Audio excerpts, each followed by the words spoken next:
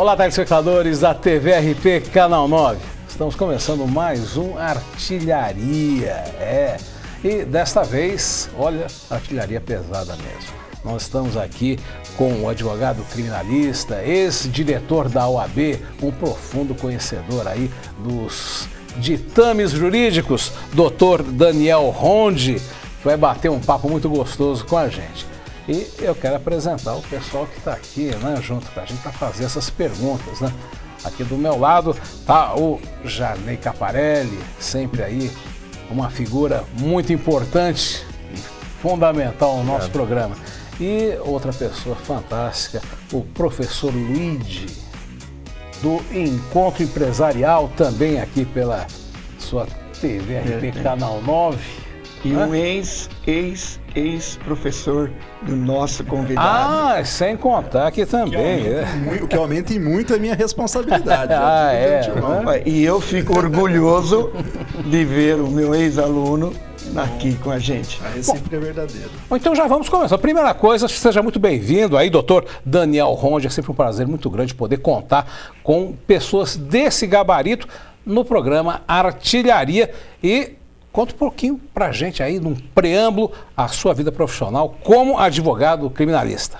Bom, quero dizer inicialmente que é uma satisfação estar com vocês aqui, não obstante, né, o nome já ser um pouco tenso para nós entrevistados, a artilharia já aumenta a nossa responsabilidade, mas eu fico muito à vontade de ter aqui pessoas como amigos, o João Paulo, meu amigo, meu irmão, o Jarney Caparelli, o Luigi, meu professor, né, que ensinou muita química na escola, né, no antigo Colégio Oswaldo Cruz, né, faz um tempo já, né, professor? Pouquinho. Já faz um pouquinho de tempo. Mas eu estou aqui, na verdade, para contribuir com essa sociedade que a cada dia mais está distante do cidadão, mas cada dia mais nós, as pessoas de bem, procuramos trazer um pouquinho informação, prestação de serviço e trazer o que o cidadão mais precisa, que é a informação. E nesse aspecto, nós, os advogados, podemos contribuir muito. Acho até que contribuímos pouco perto do que um profissional formado em humanista, né, um humanista de formação, pode trazer para contribuir para a própria sociedade. Estou à disposição de vocês. Bom, eu já vou pegando um gancho aí exatamente do que você falou, doutor. Aliás, vou pedir a liberdade. Daniel, né? Isso, aí a gente fica mais à vontade. As formalidades só para o litúrgico tribunal. É isso, né? Olha, um dos casos que abalou Ribeirão Preto, não só Ribeirão Preto, como o Brasil inteiro, claro, o caso do menino Joaquim, um caso emblemático. E ocorreu em novembro do ano passado, ou seja, nós estamos quase completando um aniversário, né? E investigações foram concluídas, evidências apresentadas, mas o judiciário está em fase preliminar do processo. Isso aí pode ser considerado justiça?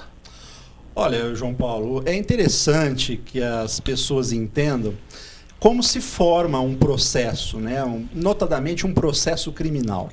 Nós temos uma Constituição Federal, que é a nossa lei maior no país, e essa Constituição ela é egida, né? ela é seguida, ela é doutrinária por um sistema chamado garantista. Ou seja, no nosso país, na nossa federação, nós temos uma lei suprema, uma lei que sobrepõe sobre todas as outras, pelo princípio do garantismo. Nesse garantismo, o cidadão delinquente, ele não deixa de ser cidadão até o momento de sua condenação. Então, quando ele está respondendo um processo, ele tem garantido a ele algumas regras e alguns direitos, que é o direito supremo, por exemplo, do contraditório. Então, até que essa pessoa seja condenada pela justiça, ela tem vários direitos. E aí a sociedade costuma questionar.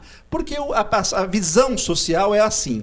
Se o bandido, se o criminoso, se eventualmente alguém que transgrediu uma regra, não é meu amigo, não é meu parente, não tenho nenhum contato, que ele morra na cadeia, que ele fique lá para o resto da vida. Mas se ele for meu amigo, for meu conhecido, uma pessoa que tem algum certo de contato, não, ele não pode ficar preso, a pessoa tem que sair.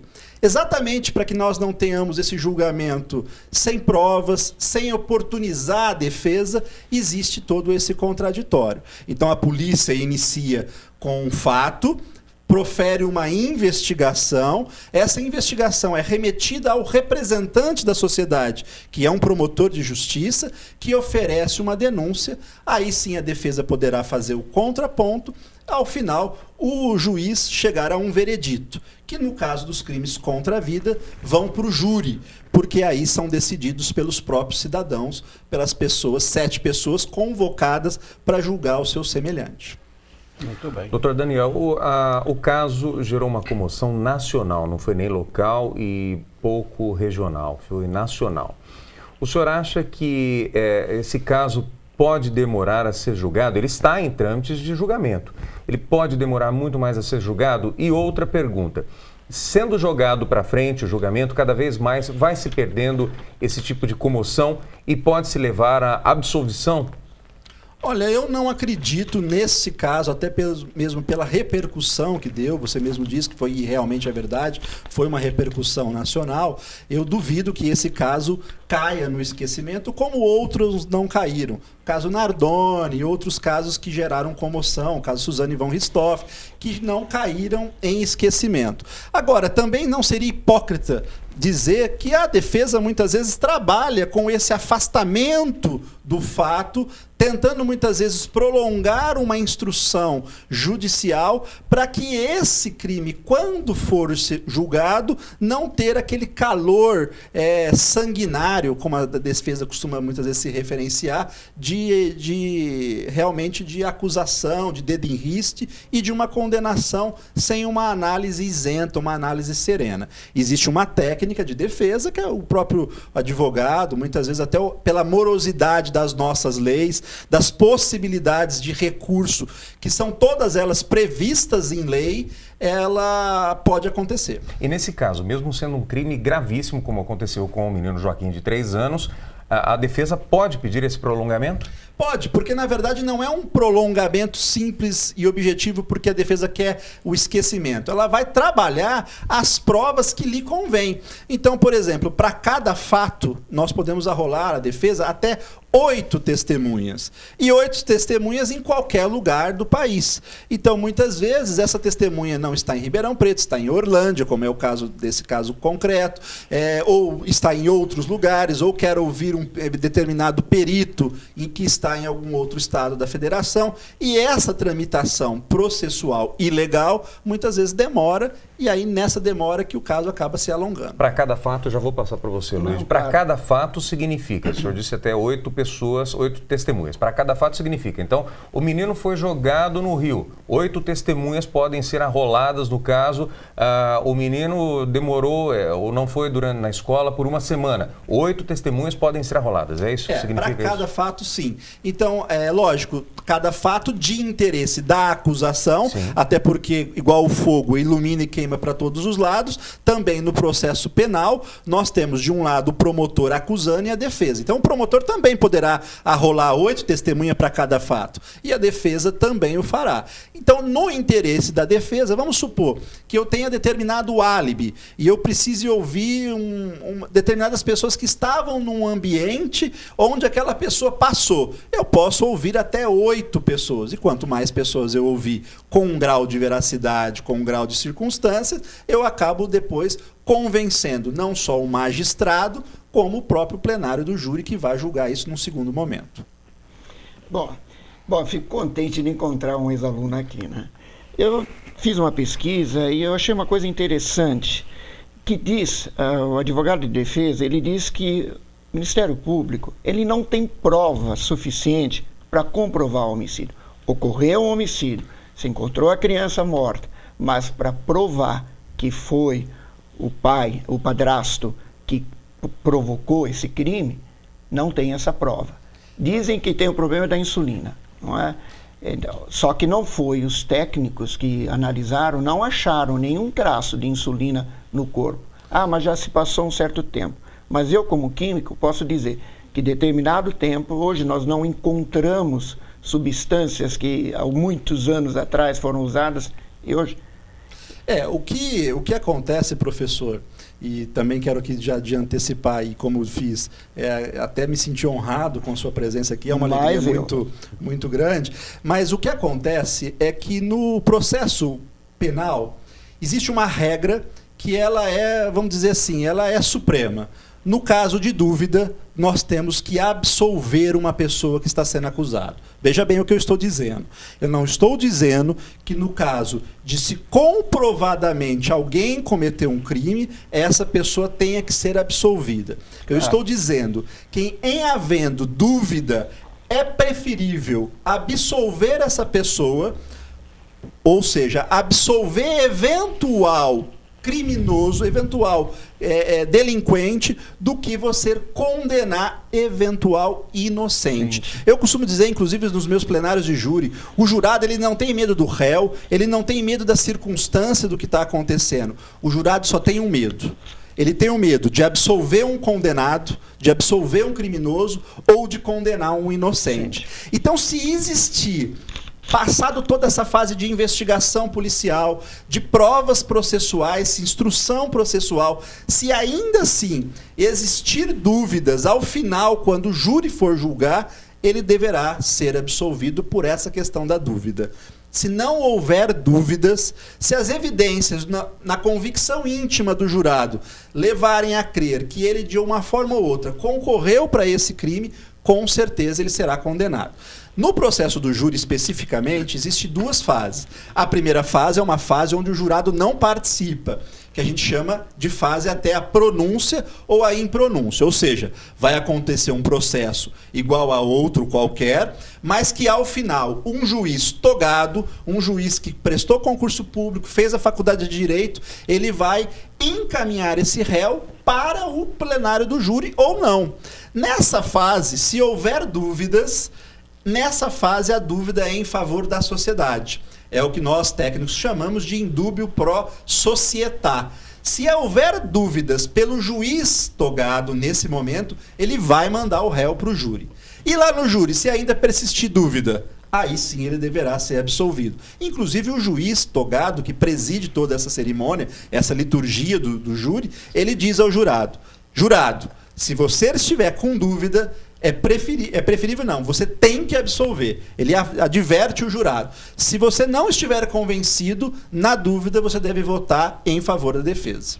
Então, nesse caso, o trabalho do advogado, a gente pode considerar até da seguinte forma: acaba sendo uma interpretação teatral para que ele consiga, através da sua expressão, levar a ideologia do seu cliente, certo ou errado?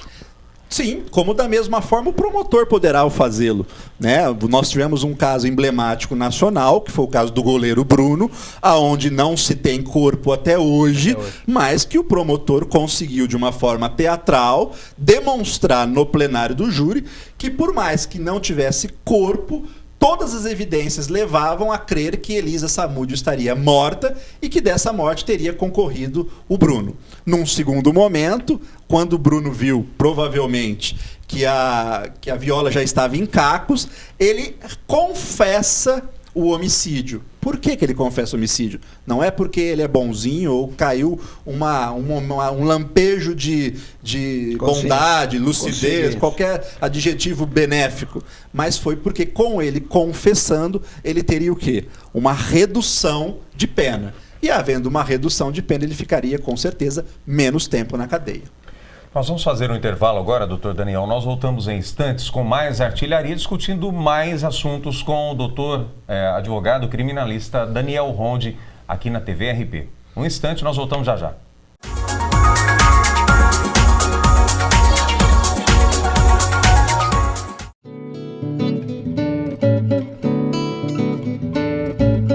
Comece o dia tomando um delicioso café da manhã.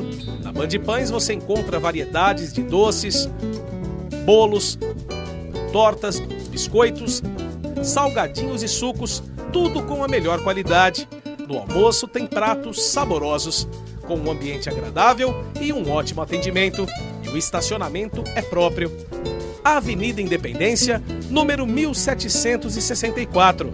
Telefone 3913-5533. Band Pães, o sabor para você e sua família.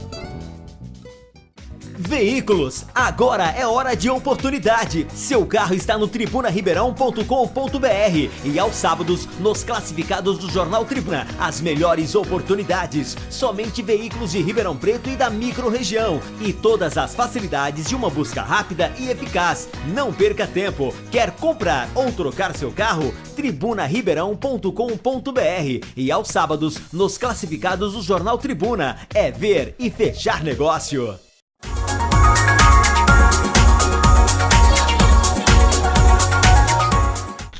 Estamos de volta para o segundo bloco do Artilharia, desta vez com a presença ilustre do Dr. Daniel Ronde, advogado criminalista, expert, que eu tenho certeza está tirando a sua dúvida de uma série de assuntos. E um assunto que eu tenho certeza que você tem dúvida, nós também temos, e eu vou dirigir a pergunta, claro, né, ao nosso convidado, Daniel.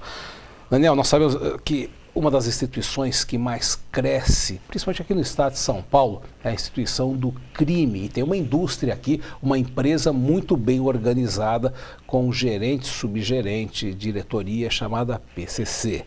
E, naturalmente, ela tem os seus advogados, os seus defensores, que, notoriamente, quando vão ou à delegacia ou a um tribunal, sabem que estão defendendo o que não deveriam defender. Como é que é a postura do profissional? Veja bem, João Paulo, é importante que quem nos assista entenda. O advogado, ele é instrumento. Então, na verdade, o advogado tem uma prerrogativa que deriva de uma lei federal, exatamente ao ponto de que ele tem a prerrogativa de defender eventualmente o direito que o criminoso tenha, sem considerar o que ele próprio ache ou tenha conhecimento sobre o fato delituoso, o fato criminoso. E eu explico isso demonstrando, inclusive, um outro exemplo. Você disse que, no caso de um criminoso, de uma organização criminosa, ele tem um advogado. E eu te repito o seguinte questionamento. E no caso desse criminoso que, porventura, seja preso, pertença a uma organização criminosa e não tenha um advogado, o que vai acontecer com ele? Nada. Se não tiver um advogado, ele não pode ser julgado. Ao ponto que, se ele chegar perante ao juiz e ele não tiver um advogado, o juiz nomeará um defensor público pago por mim e por vocês, ou seja, pelo cidadão que recolhe impostos, pagos para que ele possa oferecer a defesa em favor daquele criminoso. As pessoas têm uma impressão errada de que o advogado advoga o indefensável. Isso não é verdade. Isso pode acontecer. Só me permite. Mas o advogado, sendo uma pessoa normal, como todos nós, tem sentimento. E como é que ele se sente ao defender alguém que ele, pessoalmente... Não acredita. Não acredita.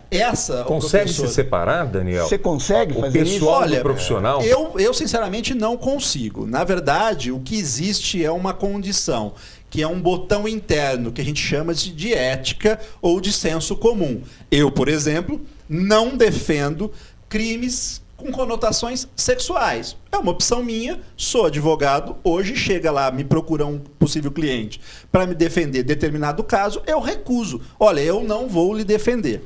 Por outro lado, quando eu estou atuando em favor do Estado, e aí por ordenamento do Estado, eu não tenho essa opção. Eu sou obrigado a defendê-lo, mesmo que eu pense que ele deva ser realmente condenado.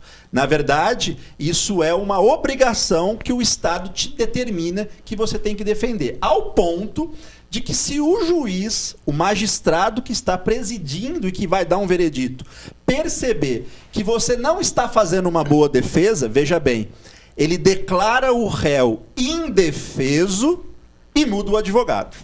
Então, se eu chegar lá, vou falar o seguinte, vou fazer então uma defesa pífia, porque eu quero mesmo é que esse réu seja condenado. Se eu fizer isso, o juiz provavelmente vai declarar aquele réu indefeso, vai oficiar meu órgão de classe, a Ordem dos Advogados do Brasil, que eu não agi conforme manda os meus juramentos, e aí vai determinar que um outro advogado faça. É mais ou menos igual ao médico. O senhor já foi intimidado por algum cliente? Graças a Deus, não, Caparelli. Eu posso dizer com muita tranquilidade que nunca fui intimidado por nenhum cliente.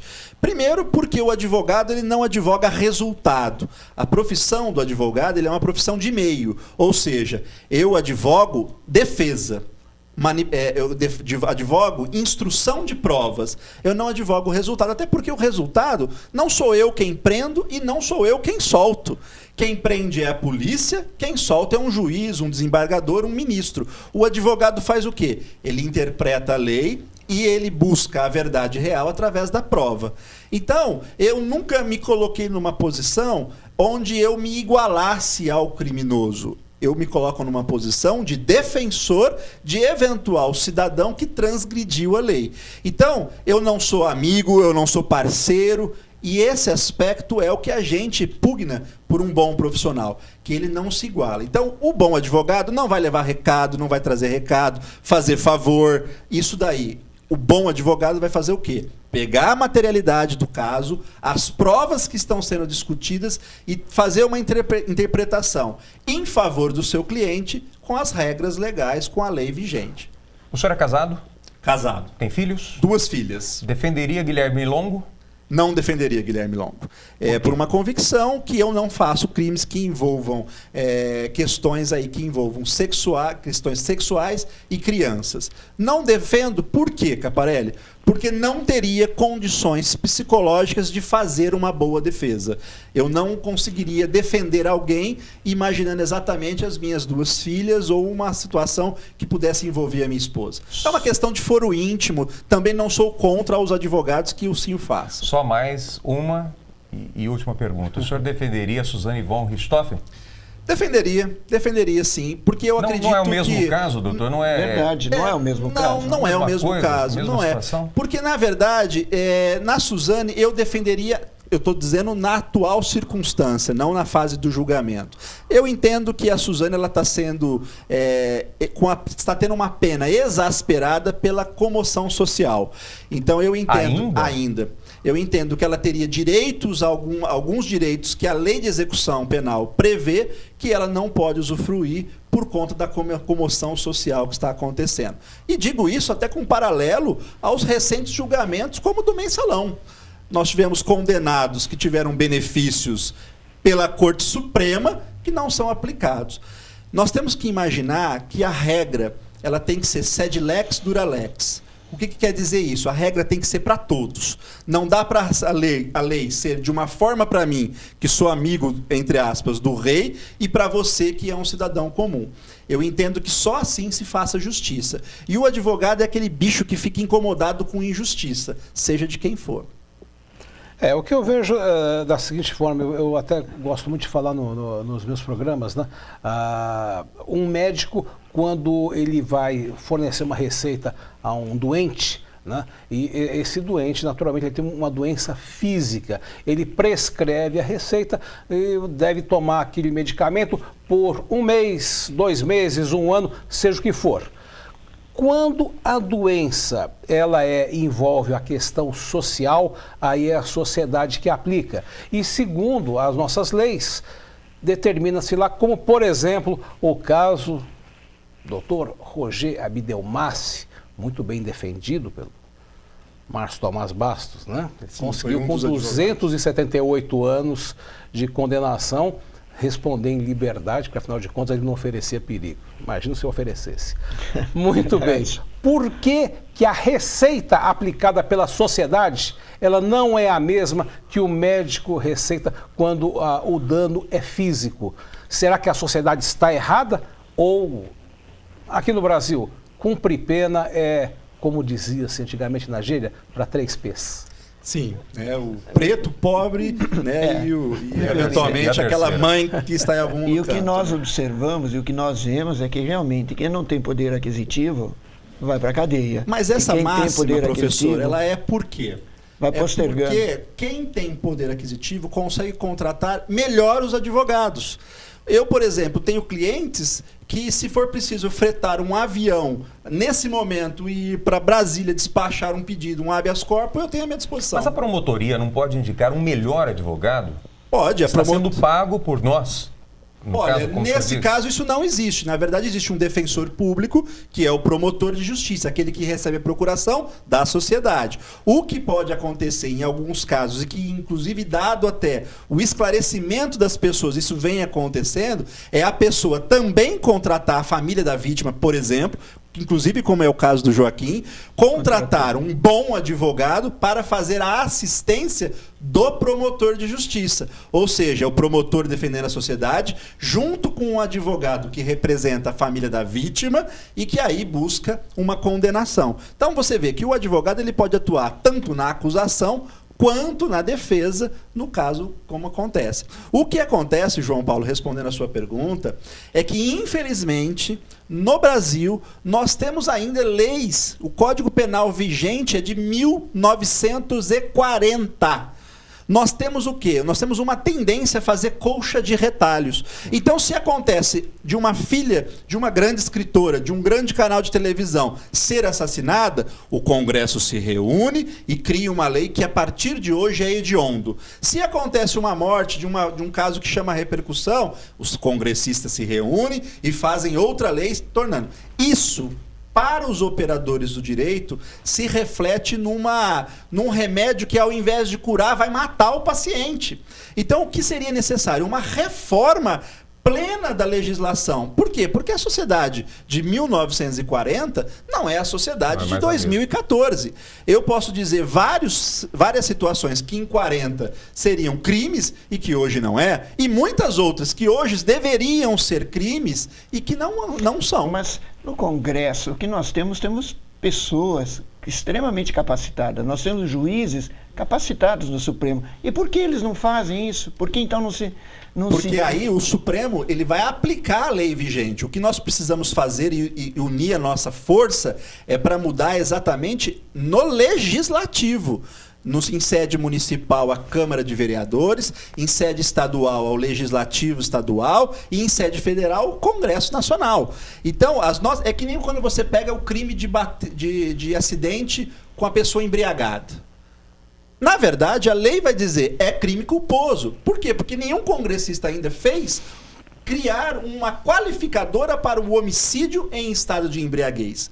Então isso depende de quê? Depende de lei. E o Supremo se vê com a mão amarrada. O juiz se vê com a mão amarrada. Ele tem que aplicar a lei. O que acontece muitas vezes é o próprio judiciário legislando, o que isso também é nocivo para a própria sociedade. Por isso mesmo, né? Votar no tiririca.